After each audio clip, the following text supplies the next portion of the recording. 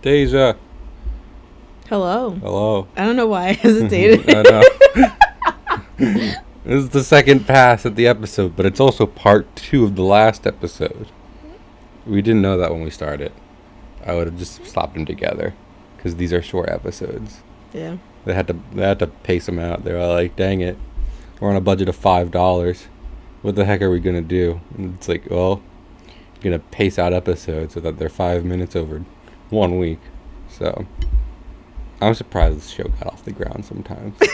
I love it, but it had a rough start, and a lot of people were just like, "I can't watch Ruby for the animation." And it's like, well, first off, I think it's charming. And yeah, that's what I guess our mutual friend Jason was just like, I can't get into Ruby because of the animation style. And I was like, can you just get past that though? Well, Jason doesn't have taste, so honestly. But yeah, so we watched The Shining Beacon Part 2, which is Volume 1, Episode 3, Chapter 3, whatever you want to call it. Don't do that. Don't do that. But yeah, it takes place just about after when when the last episode cuts out, where John and Ruby are like, "Where are we going?" And then this episode starts, and they're like, "We found where we're going." And they're in the auditorium where they're gonna do, I guess, the initiation, if that's what you want to call it. Initiation. Yeah, well, I guess it is an initiation, but isn't that what they called it in your school? They're like, "You come do a meeting thing." It's like, I'd rather not. And I mean, Ruby's kind of feeling the same way, but she has to because it's school. Ooh. These first volumes really do a good job at capturing school sometimes. Anyway, yeah, it has the worst case of shadow people in Volume 1, which is the only volume where the shadow people appear, because there's just a auditorium full of them, and Yang is just in the background, just in the middle of it. So she's kind of hanging out there. And then Ruby is like, "I'll see you later, John." And John is all like, "Well, where will I find another spunky girl?" And there's a lady behind him who is colored. A very good looking lady. Yeah. That I love. Yeah, but we can't get into her yet because it's literally the only time she appears in the episode. I know. But once we get there. We never get to see Pierre's pajamas, do we? No. Dang it. Everyone gets pajamas outfit except I just said her name. I know. I was about to say. Did you Ignore say that? I'll dramatically introduce her next episode. Reverse the flow of time. Regardless, Ruby goes up to Yang, and Ruby's like, "I exploded in the front of the school," and Yang is like, "Are you kidding?" And then Weiss comes up and is like, "You exploded in front of the school," and Yang is like, "Oh my gosh, you exploded!" And then Weiss hands Ruby a pamphlet and is being very mean for no reason. I mean, we established in the first go that the explosion was mostly Weiss's fault. I can't stress this enough. She had the dust in bulletproof cases and took it out. Had exploding dust and was like, "Let me open this up and shake and wave it around, yeah, and see what happens." I don't think Weiss is as good. I mean, that's kind of the theme, isn't it? At least of like the first volume, Weiss isn't as good as she'd like to think she is. Yeah. So for a lot of reasons, but I feel like she's trying too hard to prove herself. Oh my gosh, Deja, can I call that spoilers? Because you've hit the nail on the head. It's almost like, Weiss has some kind of complex from some kind of upbringing, which we'll get into later, but that's besides the point. Anyway, ozzing Lynn to step on stage to make a speech. Deja, about their wasted energy. Their wasted energy. Deja, talk about the speech. So Oz is basically, trying to reunite the kids, trying to, like, motivate them, get them ready for the battle. Well, no, not the battles. The training they're about to go. It's training? It's training.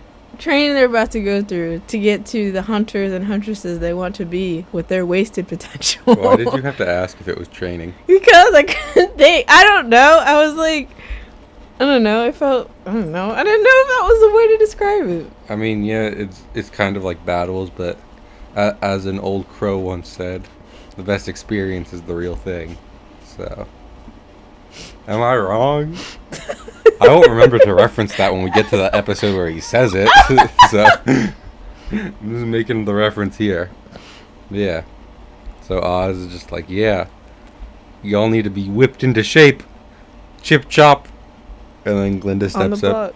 Glinda says like a sentence, but I still love her. I mean, she says a sentence because she's basically just like, do the thing.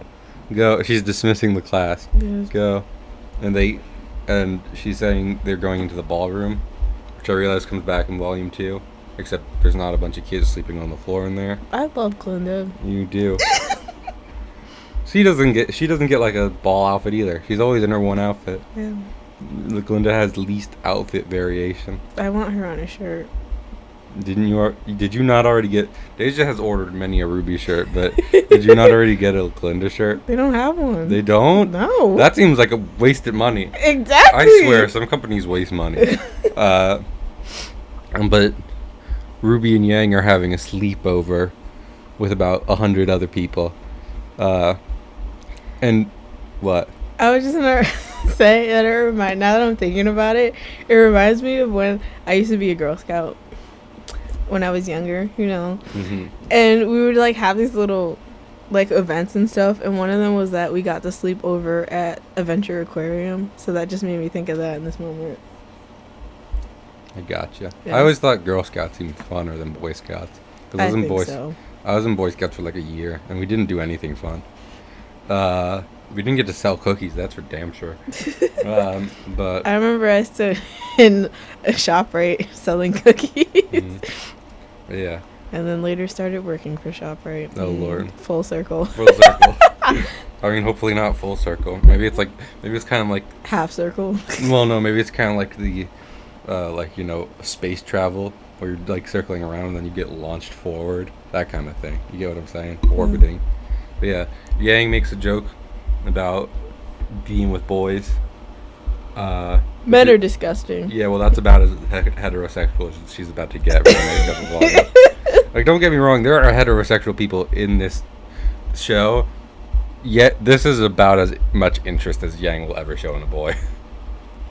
Even White shows more interest in the next volume. Like, 2 boys show up, and Yang really doesn't care. But yeah, we see... He said move aside. Exactly.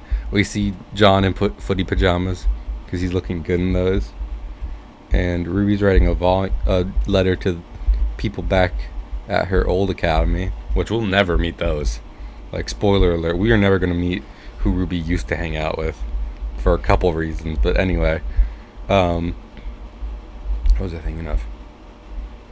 But yeah, she throws pillows at Yang. One of them is a corgi. That's cute. I think corgis are the best. Yeah. And then they go up to meet someone, Deja. Who is it? It's Blake! It's Blake! Ooh, Blake! She gets introduced. Would this be like... Would you... Not counting Fiona, who will name drop because she's fucking 7 volumes out at this point. Do you have like 4 wives in Ruby? You got 4 crushes in this entire show? I feel like I have more. Hold on. Okay. I don't want to like do it on the podcast. It's gonna take me a while. Glinda, Blake, mystery woman, other mystery woman. Can you say mystery woman and then I'm like, who are you talking about? I know who you're talking about. Yeah. Blake. Big old lesbian. Coco. Oh, okay. I think that's all of them. So that'd be 5. I just don't count Fiona because she's like a C character. Anyway, so yeah, they go up to Blake, who is formally introduced at this point, because Yang is like, let's get Ruby a friend. Except Blake's not into fucking anyone. She's trying to read her book, which is relatable. She's hella emo. Yeah, she really is. I mean, she's I was about to be like, she's black, and I was like, wait a minute. No. Her color is black. People like to draw her like that, but that's because of the metaphor. We'll get to the metaphor. You good? No. But anyway, Yang compliments I Blake's. feel like I had something to say and I forgot. I'm sorry. Yang compliments Blake's bow, which, outfits. And she's just really into I remember what I was gonna say. Go on. I was just gonna say. It just seems like Blake, and especially in like the first volume, just seems like very heavy in the emo phase. Like very when I was like in middle school, deep, just discovering my emo ability, and now like over time, it just like I'm still emo, but it's not as strong. You know what I mean? I'll say, since it's not technically a spoiler, because we talked before about how the trailers are canon. Mm-hmm. So I mean, we know Blake's been involved with some shit over her life. Like, here's the thing, right? Weiss went through training in her rich person place, and Ruby and Yang were brought up by hunters and went to, the proper high school, blah blah blah. Mm-hmm. Blake didn't do any of that. She's literally just familiar with guerrilla warfare. Like, out of everyone here, Blake probably has the most experience in terms of actual combat, and I think that's one reason she's not really interested in friends right now. She's like, I don't need to talk to these children that she's the same age as. But yeah, Blake does warm up though, and Ruby is like, "What's your book about? What's her book about?" A man with two souls. Yeah. Fighting for control. Yeah. I wonder what that's alluding to. We can't, Deja. We literally can't. I mean, I didn't know because you didn't know anything in Volume 1. So they're like, foreshadowing. Yeah. I mean, it's probably easy to call foreshadowing because it's like, oh. It is foreshadowing. Well, no, I'm saying like back then when you still didn't know anything. It's like, I wonder if her book will do anything now. But anyway, so she actually warms up to Ruby, and they talk about how Ruby kind of wants a fairy tale story. She wants to do something cool, which kind of goes back to her calling hunters and huntresses romantic in the first episode. But Blake is like, that's not what the real world is like, though. I've seen some. Because she has so much experience. Yang. Stop. I'm trying to go to school, but I'm dummy emo. So yeah, she actually kind of warms up. I've never noted this before. Well, her kind of liking how optimistic Ruby is more of a running theme than I gave it credit for before, especially with the latest volume. That's not much of a spoiler. They just have a conversation in the latest volume. But yeah, I mean, I would argue out of all of the team, Blake follows Ruby's orders the most. Yeah. Like, she is gung-ho, ready to follow this leader, which is cool. Minor spoiler. Ruby leads Team Ruby? What a shocker. Anyway, but I never noticed before, she actually really warms up to Yang and Ruby before Weiss just comes fucking bulldozing. Yeah. I want to stress, she has no reason to. They're in a ballroom full of people. Other people are definitely talking, and she came up to them to tell them to shut up. And, I mean, Blake's already established she has a problem with Weiss. And Weiss is making a problem with Ruby and Yang. So she doesn't cause problems. I know. Those three start shouting at each other, which is literally the opposite of what Weiss wanted, even though that wasn't happening at all to begin with. But now she's made it happen. And then to end the episode, Blake blows out her candelabra that she has, thus turning the scene dark and then fading to credits. And then we get a bop of a song. Don't you worry about the You didn't have to sing it. We can't put it in, because then we'll get copyright claim. Why would we put it in? Well, because it's a bop of a song. They have to know. Go look up Gold. But yeah, that was episode 3. What did you think of it, Deja? As you yawn about. I saw my wives. You did see your wives. You saw 3 wives. Did we count Peter in there? As a wife? Yeah. I thought you did. He's one of the mystery women I was counting. Oh, I thought you were talking about Yeah. Well. I don't know what I was doing with hand Nah. motions. I was like, hold on, I got it. There's a couple magic people. Magic technically doesn't exist at this point. Oh, I was already on. I was looking at the shirts. Oh my goodness. I was talking about. Okay. Yeah. She's a wife officially. I don't know. She's on the cusp. I was gonna say she has step on me energy, but that's besides the point. A lot of people do.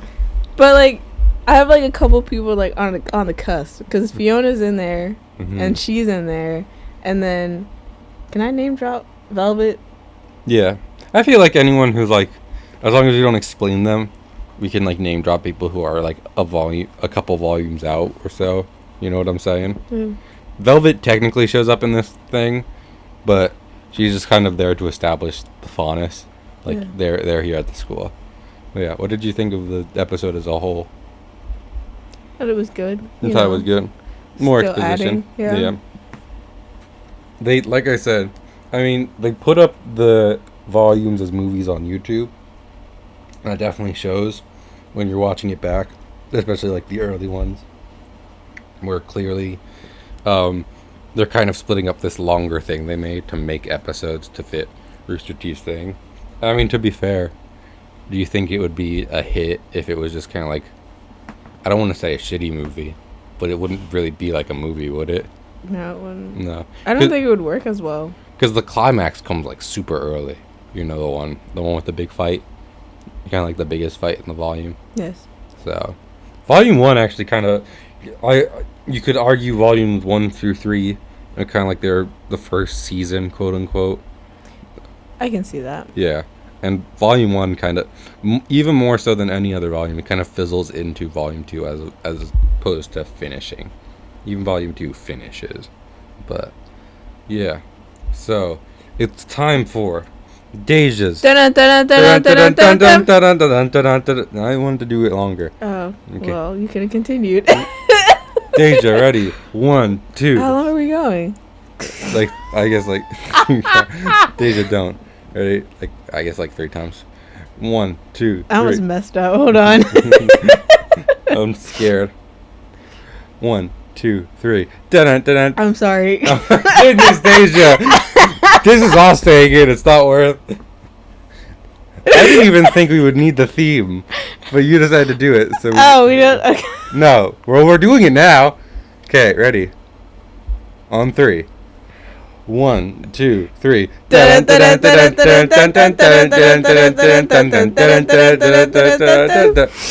It's time for trivia. That was a mess. No, it was. So, I guess counting Mystery Woman, who we named twice, there were only 2 people who were quote-unquote introduced in this chapter. Blake, who's Belle from Beauty and the Beast. Is Belle called... Sorry. Is Belle called Belle in the original story? Or is that the Disney name? Like, is she just like the beauty in the first one, in the original story? I do not have that information. I know you didn't. It was more rhetorical. Or the Mystery Woman is Achilles. So there's that. Keep that in mind. For a second, I almost completely forgot about that, and then it just came back that she's based off of Achilles. Yeah, just always keep that in mind. But yeah, and to play off, you know, Blake's Belle theme, if it wasn't clear, she's reading a book, and also she's literally holding a candelabra. And where'd she got it? Who could ever tell? And I feel like Blake would have found a way. I mean, yeah, but it'd be one thing if they were like, yes, Beacon is a castle. It's a castle made of like steel and electricity, and like it's a very high tech castle. And she brought a candelabra in it, and I don't know why they would allow that, but they probably have good fire suppression. All right, let's look at some more trivia. The first half of this particular episode was some of the earliest dialogue to be animated. Ah.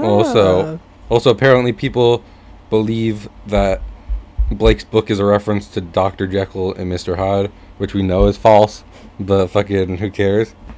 Ruby has a sleep mask, and it looks like the eyes of a Beowulf, which are the earliest monsters they introduced.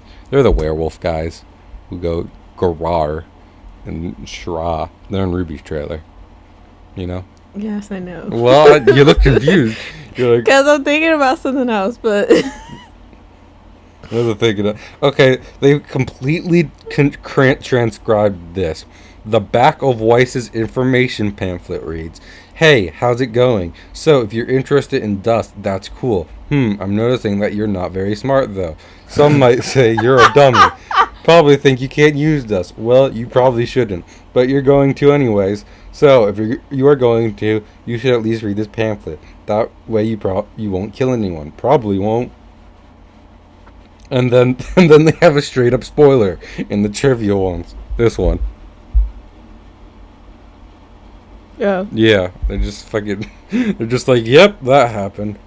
But yeah, so They said, "Here you go." Here's this. That was episode 3. I feel like this one. I want to give us the permission to make this shorter because we were dummies. We were dummies who didn't slap it together. The next one will probably. I mean, the next one it introduces 2 more characters who we'll get the names of at the start, so we don't really have to dramatically reveal them throughout that episode. Just say it at the start. It's like, it's them! The 2! The heterosexual pair! They are the most confirmed ship throughout the entire show. But yeah, I mean, more setup. Would you say this is the end of the setup? Because after this, they start getting into the class. I want to say classes. They throw them off a fucking cliff. Could you imagine being thrown off a cliff? I mean, it is intended. To John's shock, it is apparently like something they are supposed to be prepared for. Like something they are meant to know and study. They do that in high school? Jump off a cliff? Maybe. I mean, you see, basically throughout the rest of the show, it is very called back to when they're jumping out of shit to go kill some monsters. They do it a couple times. So, it's probably good that they teach them that in school, you know? Yeah. If you're going to be skydiving in your job, your school should teach you how to skydive. So, am I wrong? Yeah. And also, Ruby uses the we'll get to it, but Ruby uses the same ridiculous method of slowing her descent just about every time. You know the one I'm talking about? I know you're talking The about. pogo stick? Yeah. It's insane. But yeah, we have so You gotta do what works. You gotta do it. We have so many pieces on the board now. The entirety. We went from just having and now we have Ruby. It's all of them. It's all of them. Also, small spoilers. I realized something. So there's that. There's a whole second team the show focuses on. They're shown in the title sequence. Are some of our favorite friends. Ruby's whole thing is like each character's the name of their thing corresponds with like the color they're based off of. Mm-hmm. John, who is part of the second team, he's yellow, and his name starts with J. I don't even know what their team name is a color for. I'll have to look it up. I think it's based off of berries. I believe it's a type of berry. What did you say our name was? Or you wanted our name to be? I thought it would be dark. Okay. Yeah. I don't know where they'd put 2 D's otherwise. And I was like... And it'd be weird. Because, I mean... No, we shouldn't get into that. But Ozpin has a whole system for partnering people up. Would you be leader or I'd be leader? I think it depends. I think you'd make a good leader. Like an unlikely leader. You know what I mean? Yeah. That's kind of what the show's about. So... Also, I feel like we can get into this a little bit right now. I've put this in like... I mean, you have a million stories. I kind of have like the one I like to focus on. I have a couple, but there's the one I like to focus on and everything. And something Ruby kind of shares with that is that John and Ruby have never shown... We got into this last time, but they've never shown romantic interest. They're just good friends. Yeah. And they're hanging out here. Also, you can see John starting to crush on Weiss for whatever reason at the start of this episode. Who would? I don't mean to be rude. Weiss is great. She's a great character. But at this point, who would see a screaming rich girl and be like, that one? Gotta go up to that one. But yeah. An episode shorter than the... I think the first 2. They might be longer than the first one. but it's definitely shorter than the second one because, I mean, you know, the way this episode shook out in being and everything. Also, I don't know if they still have it, but like in the first volumes, since we just danced to the end song, they used to show fan art at the end instead of concept art, which they do now. So, I mean, to be fair, if they're going to show fan art, they'd need to give a lot of credit to a lot of people. So, Yeah. But yeah, it's fun. It's always fun talking with you, Deja. Fun talking Ruby, talking shop. Talking shop. Yeah, talking shop. That's what this is. But yeah, we'll see y'all next time. And remember, I don't like that, y'all. y'all. I said y'all is the superior conjunctive word, the best way to refer to a group of people. And I'm not even from the South. I'm glad I'm not from the South. Anyway, I'd be very. what? I said I'd be very. I don't know. Concerned. Yeah. That's fair. But we'll see everyone next time. Remember, everything's a gun if you're brave enough. Goodbye. No. I don't know what that was. I don't know either. Bye. Nope.